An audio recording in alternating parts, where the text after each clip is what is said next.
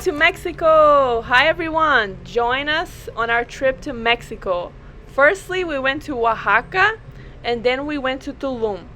The first stop was Oaxaca, and I wanted to share with you guys a little bit more about our free tour that we took once we got there on the first day with this wonderful guide. Let's hear what he has to say a little bit about Mexican history and artist Francisco Toledo, who helped Mexico a lot, and especially Oaxaca. In Mexico right now we have 68 languages in Mexico. We used to have 125 languages. We have lost almost 50% of our cultures and languages for different reasons. One of the main reasons is because we were a colonia for 300 years. So since the beginning, they tried to do as hard as they could to destroy everything in the culture.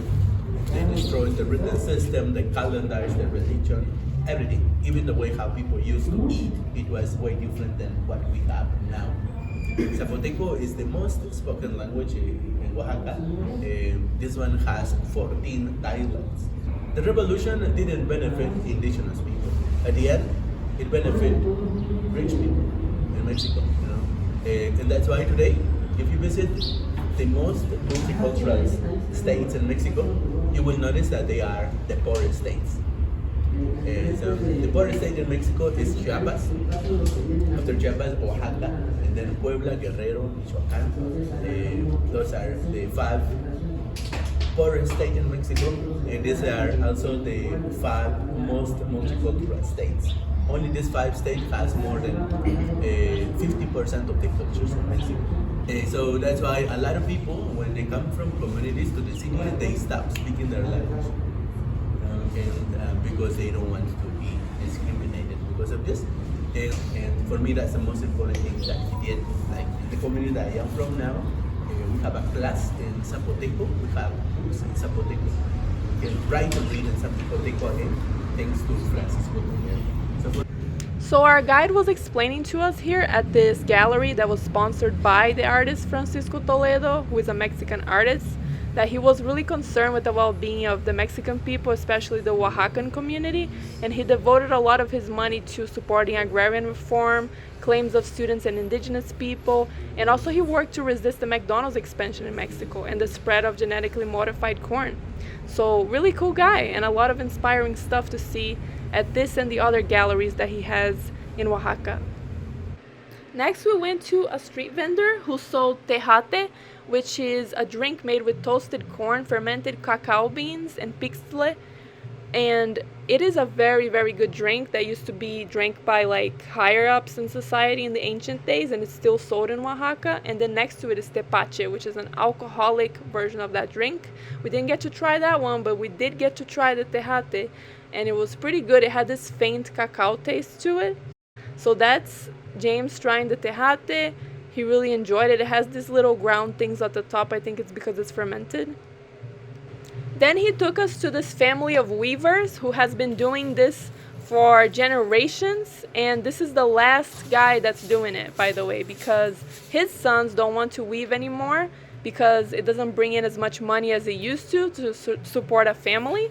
So it was a real privilege to see this guy sewing and making a blanket from cotton. All their stuff is 100% cotton, and he's doing it. That's his job. He does it every day for days. It takes days to make one blanket, and that's his father sitting at the corner right there. He's 97 years old, and that's the last generation in Oaxaca. And this is just showing their products here. They sell them right there at the atelier as well. And everything is 100% cotton, hand woven, and they're very cool, very good designs. But we couldn't buy anything because, as you guys know, we're just having one carry-on bag for each of us, so we don't have room to take these fabrics with us. But we totally would have if we had space, because they were really nice quality and very, very good price. So if you're in Oaxaca, I recommend looking for this place with the authentic weavers. If you go on a free tour, you'll definitely see them. Then the guide took us over to this church that he wanted to show to us, which was unfortunately built on top of Mayan temples that were for their gods. So it was a very sacred place to them, but they did build on top of it, the colonizers. And it's like a church that the indigenous people were not allowed to go into for a very long time. Now everybody's allowed to go in there. So I really liked the guide that we had because he really shared a lot of the Mexican history with us. He also told us a lot about the different politicians that came out of Oaxaca, and it was just a really cool experience to have this free tour. We gave him a tip afterwards, and we were very happy with it. He also shared with us that all the colorful buildings you see in Oaxaca are actually not by chance, they're on purpose. If you want to build a new house or paint a house in Oaxaca, you have to get the permission from the city, and they will give you a shade of paint that you can paint your house with, and they will even provide the paint itself. And it's really cool because no houses have the same color on the same street. So it's designed to be very, very colorful, and you can see all this street art as well. These murals, they're very beautiful all over the city, plants, and it's just so colorful. The entire Mexico is very colorful, but especially I thought, this city was extremely colorful, and it is a World Heritage UNESCO site, so it is protected and you can't change it, which is really cool. So I just love to see the aesthetic, and the people were extremely nice here in Oaxaca. Very friendly, very respectful, very open. So I would highly recommend going there. And not to mention, it is the food capital of Mexico. So this is the mango de piña that we tried at the end of the tour. Mango piña, actually, it's only available 2 months out of the year, and our guide said that you have to drink in a very specific way. You cut a hole on top and then you suck the juice out, so you don't actually cut into it, and it was delicious. James and I tried it, and we made a mess on the floor, but it was really, really good. Then we also went over to Maria Alejandra on Mercado 20 de Noviembre, and it was just a stand, and we had a delicious meal there of platillo típico oaxaqueño, which is a typical Oaxaqueño dish with 2 types of meat, pork and meat, the typical Oaxacan cheese, and the sausages, and it was really delicious. And also it had mole, which is not our specific favorite, but it's very traditional in Oaxaca, and they do it better than anywhere else we ever had mole. So that it was really nice. And then the tlayudas is these tortillas that they have with beans, cheese, and toppings. They have them everywhere, at every stand. This one had nopales, which is cactus, on top, and they were delicious. Highly recommend trying it. I also had the other day this hot chocolate from Oaxaca. Oaxaca is known for its chocolate. The whole of Mexico is, actually, and this was delicious. The place I got it from is called Mama Pacha. And the next day, we went with our hostel on an adventure. We took this boogie, or should I say colectivo, as they call it here. It was very bumpy. We went with everybody on a dirt road over to Hierve el Agua, which is a beautiful natural location near Oaxaca. But I'll tell you what, it was a bumpy ride. James was very seasick. He was very, not feeling well on it, and I understand, it was very bumpy. But then when we got there, we got this amazing food by this lady, Doña Leo. Didn't take pictures of the food, unfortunately, but you can trust me. If you go there, get her food. She cooks really well. James also loved it, so vegetarian options. Then we walked over there. We started to see these beautiful mountains and these beautiful formations that are very curious. And I'm going to explain it to you. Only 2 places on earth have these types of formations, in Mexico and in Turkey. And these are these crystallized waterfalls. So I bet you've never seen that before. It's these beautiful waterfalls and ponds of water, natural infinity pools, basically. We went on a hike with the group first to get really hot. And then after that, we were very happy because we jumped on the water and refreshed ourselves. The water was pretty cold, I'm not gonna lie to you, but we really wanted to get in because we were so tired from the hiking and the ride there and everything. So everybody, as you can see, you can go in no problem. There's nobody really that has a problem with that. So this is me jumping in the water, so happy. As you can see, it is a natural infinity pool, like just made out of nature, you know. So very cool stuff. Highly recommended. That's everybody from the hostel having a hot, or actually a cold time over there.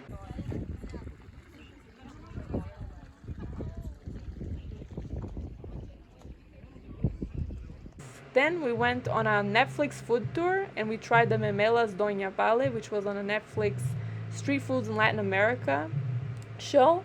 And they made it all there. It was just very small. There was a lot of people there because I think it's a famous place. But it's very worth it because let me tell you, it was the best, pretty much the best Mexican food I've ever had up to that point. And the salsa that they're putting on, the memelas, was just something that I've never had before. I had two kinds of meat. I tried the beef first, and I love this beef that they have in Oaxaca, which is a little bit dried beef. But then I had the costillas, which is the pork ribs, and oh my gosh, there's just nothing like it. Nothing like it. I love pork ribs. This one was falling off the bone. It was delicious. Highly recommend. And they also make it vegetarian. You know, James enjoyed his with no meat, just cheese. He said it was one of the best foods he's ever had in his life, probably the third best food. So there you go. Then we had, this was all different days, by the way. We didn't have all this food in one day. We had chocomillo, which is like a chocolate milk, pretty much, at Mayordomo in downtown Oaxaca. And it was just a really delicious chocolate milk drink. And there was a lot of tourists there. We walked over there by accident, pretty much. We were just walking around. We saw a lot of people there. We wanted to have a treat. So we treated ourselves to that, and it was delicious. Very refreshing, too, if you go there in the summer. Highly recommend. We went for a walk, too, on the Mercado 20 de Noviembre. It's going to take you on a walk with me. This mercado is very famous. It's very big. There's a lot of stores there. And it's not overpriced, as you would think. It's got so much artisanal stuff. We got a gift for Jane's aunt there. This beautiful alejibre of, what is it called? Like a beija flor. Yeah, I don't know. Hummingbird. Yeah, in English it's hummingbird. It's beautiful, and look at them. Look at the colors. I mean, this stuff is just, you can't find this stuff anywhere, you know. It's just too colorful and beautiful. Then we walked around Oaxaca. We always saw people dancing in the squares. You know, this was, I guess, a dance class that they were having with some people in the street. They pretty much gather every night and they do some activities in the square downtown. The people are very happy. They're just happy to be alive, and they have a good community. They help each other. They help tourists a lot when we were there and we were lost or we needed anything. People were very helpful to us, very open. And this is one of the parties we got to see downtown. Just a whole orchestra there playing for people. A lot of older people too dancing, which I thought was very nice. People dress up really well to go dancing. It's an occasion, you know. You can see the ladies are wearing heels. You can't see right now, but you know, when I turn the camera back on, you'll be able to see. They wear like dresses, they do their hair, makeup. So it's an occasion, and it's very beautiful to see all these couples and these families together, having fun, enjoying life. You know, this is what life is really about, you know.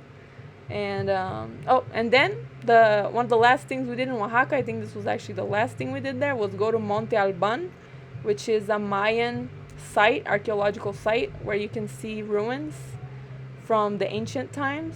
And we didn't get a guide for this place because we were unable to find it at that time, and we also had to take a flight, so we had to go really quickly. So we didn't learn too much about it, unfortunately, but I did hear some things from other guides, and it's just a very interesting, incredible place. Fascinating. If you want to go with a guide, probably you'll learn a lot of history. And then we went to Tulum. We took a flight to Cancun and then a bus to Tulum, and it was beautiful. The first place we went to was this taco place, which our hostel manager, I guess, recommended to us. and it's a typical Mexican taco place. They gave you all these toppings for free when you get there, and then you can have your food just no problem. They are very nice people. James had a lot of cheese quesadillas, and I had a lot of bone marrow, I'll tell you. Bone marrow is delicious, by the way, especially this one. I never had it too much before, but I heard it's like one of Anthony Bourdain's favorite foods, so I decided to try it. And let me tell you, it's delicious. But then also had their tacos rancheros, which was delicious. Their torta de carne was one of the best foods I've ever had, so highly recommend. Then in Tulum, we tried to look for beaches that were free, but there's only one free beach, the public beach. And then all the other ones, you pretty much have to pay 100 peso to the government to go in for conservation reasons, which is totally fine. And then if you want to sit down on a restaurant or something like that, then you have to probably purchase something, and there's probably a minimum purchase that you have to make. This is one of the restaurants that you can stay at, and you have to buy something, and you can stay in this beautiful infinity pool, sit down, have a whole day there if you want. Some of these places also sell day passes that you can stay the whole day there and just drink with your friends and do whatever you want at the beach. But yeah, I mean, I've never been to the Caribbean Sea before. This was my first time, and let me tell you, it was really gorgeous. Wow, the water is not too cold, especially compared to the American Northeast, and not too many waves either. Beautiful blue skies almost every day. Pretty much, yeah, every day that we were there, it was blue skies. People, again, very nice people. Yes, it's a little bit expensive compared to Oaxaca and other areas of Mexico that are poorer, but still it's nothing compared to the United States, you know? So, and if you stay in downtown Tulum, you can save a lot of money, because the really expensive areas are by the beach like this. If you were to stay here, you would pay a premium for that. And you don't have to. You can just take a bike or walk to the beach area, or take a colectivo like we did pretty much every day, which is a public bus. You can find those by just asking the locals or your hotel or hostel members where to find them, and you can go there for $2 or $1 to the beach, and no problem, you know. So think about that, and Tulum doesn't have to be expensive. Then we went on a day trip to Chichen Itza, which is one of the newest world wonders, and we were amazed. I mean, we had no idea that this building and this ancient city was so incredible and full of secrets. It is an outstanding place. When you clap right in front of the Chichen Itza main building that I just showed it to you, you actually can hear through I don't know what systems they had in place for sound reverberation, but you can hear bird sounds back at you. So you feel like you're doing magic when you clap at the building, because it makes sounds back. So it's incredible. We had an archaeological guide with us for this one. We went with iTours, which is nice because they give some of their proceeds to a Mayan school in the area. So that's very nice. And this tour guide was an incredible guy with a lot of knowledge. And they also take you, after you go to Chichen Itza, to this cenote, which is this cave, afterwards for a quick swim, which is a bonus thing, which is incredible. And they also take you to a Mayan village colonial town afterwards for about 30 minutes. So it's a very complete day, and it's very amazing. The cenote was incredible. Never been to a cenote this big, and love it. Then I just wanted to mention this food stand that we came across that had shrimp tempura, and also sold tortas of every kind of meat and vegetable. They were delicious. Me and James had them. We don't know the name exactly, but yep, it's somewhere in Tulum near the main road. So yes, thank you so much everyone for joining us on this wonderful trip to Mexico. James and I loved it so much there. We stayed at the Chill Inn Hostel in downtown Tulum. We highly recommend it. And we hope to see you again for our next destination. And thank you so much. Subscribe, like, and I'll see you next time. Bye.